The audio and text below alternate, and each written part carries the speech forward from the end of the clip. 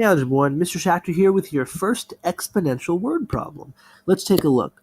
The problem says the original value of a painting is $1,400 and it's going to increase by 9% each year. Write an exponential function to model and then find the value of the painting in 25 years. Well, the first thing you have to ask yourself is which of the formulas are we going to use? Now, here are your formulas, right? So the question is, what's happening here? Well, we're being told that the value of the painting is increasing by 9%. Because we have a value increasing by a percentage, we use the growth formula. Okay? In the growth formula, the value of P is the principal, or the initial value of the painting. In this problem, it's $1,400. So 1,400 parentheses 1 plus. Now R is the rate of growth. In this problem, we're given that it's 9%. However, inside the formula, you will not put 9. You will put the decimal equivalent of 9%, namely 0.09. Okay? And then we're going to raise it to the t power. And again, t stands for any time period we want.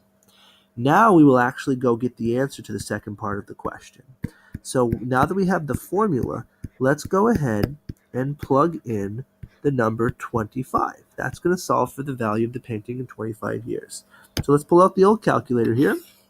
So on this calculator, I can simply input everything as it's written in my formula. So 1400 parentheses 1 plus 0.09 close parentheses raised to the 25th power. And I'm going to get my answer of approximately $12,072.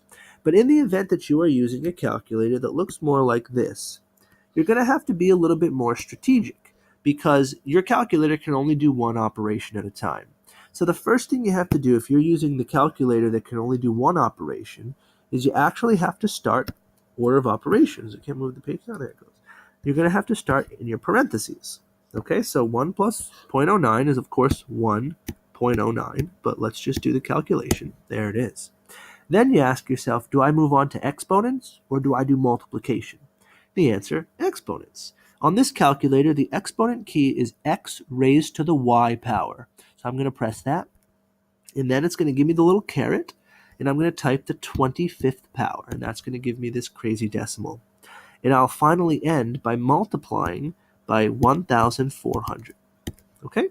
And if you compare the smart calculator with the less smart calculator, I get the same answer. So it doesn't really matter if you're using an older calculator or a newer calculator, you're still going to get the answer.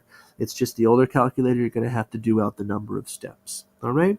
So the painting's going to be worth $12,072.31 approximately in 25 years.